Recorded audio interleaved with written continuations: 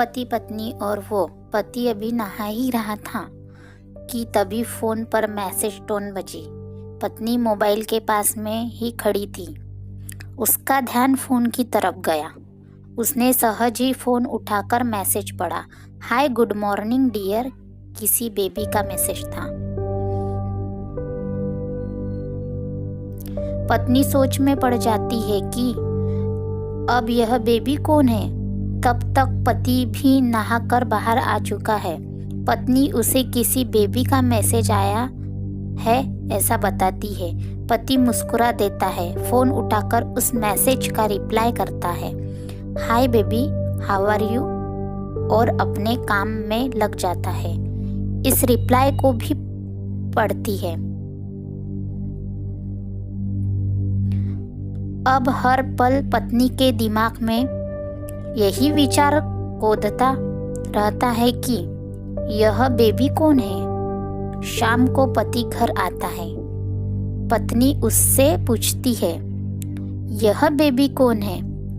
पति जवाब में सिर्फ मुस्कुरा देता है। 3 दिन बीत जाते हैं। उन विचारों ने अभी तक पत्नी का पीछा नहीं छोड़ा था और फिर से पति के मोबाइल पर फिर एक बार बेबी का मैसेज आता है। आज तो मिलोगे कि नहीं, तुम्हारी बहुत याद आ रही है। इस मैसेज ने आग में घी का काम किया। पत्नी का शक और भी ज़्यादा पक्का हो गया। बीच बीच में ऐसे मैसेजेस का आदान प्रदान होता रहता है और पत्नी के मन में शक की जड़ें और गहरी होती गई। पति पूछने पर भी जवाब में सिर्फ मुस्कुराहट के और कुछ नहीं कहता। यह शक गुस्सा बनकर तब ज्वालामुखी की तरह फट पड़ता है। जब एक दिन उसे अपने पति की जेब में सिनेमा की 2 टिकटें मिलती है। पत्नी अपने पति से बहुत झगड़ती है। पति उसे समझाने की कोशिश करता है, लेकिन वह कोई भी बात सुनने को तैयार नहीं है।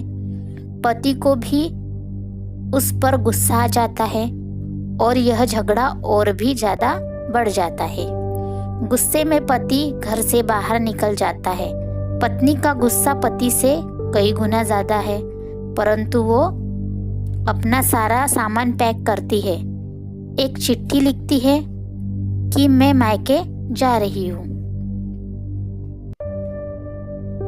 घर छोड़कर चली जाती है।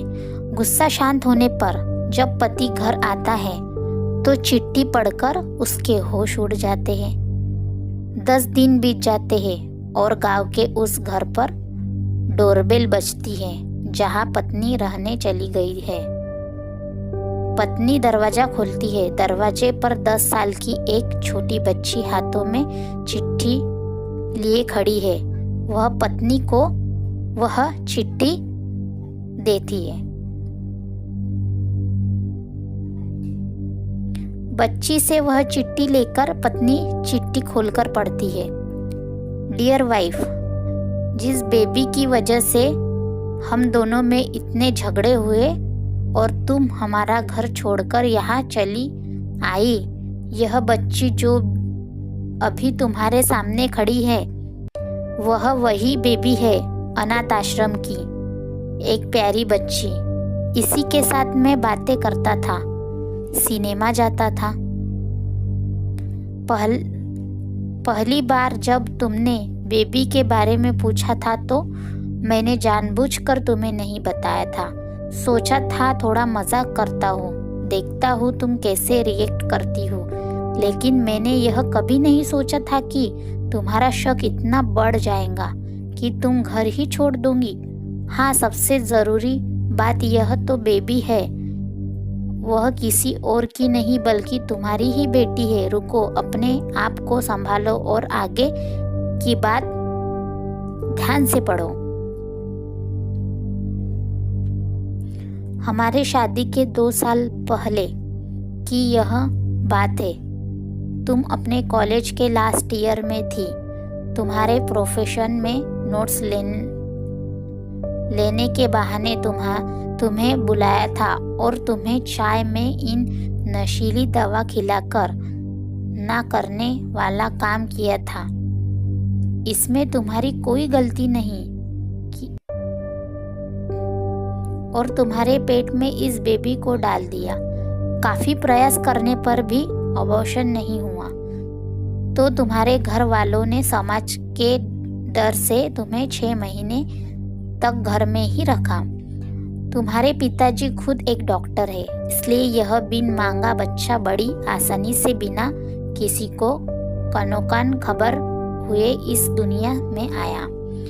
भविष्य तुम्हारी शादीशुदा जिंदगी में कोई प्रॉब्लम ना हो। बच्चे को गांव के एक अनाथ आश्रम में छोड़ दिया। यह बच्चा मतलब यही बेबी जो अभी तुम्हारे सामने खड़ी है। अगर अभी भी विश्वास नहीं हो रहा है तो इस बच्ची के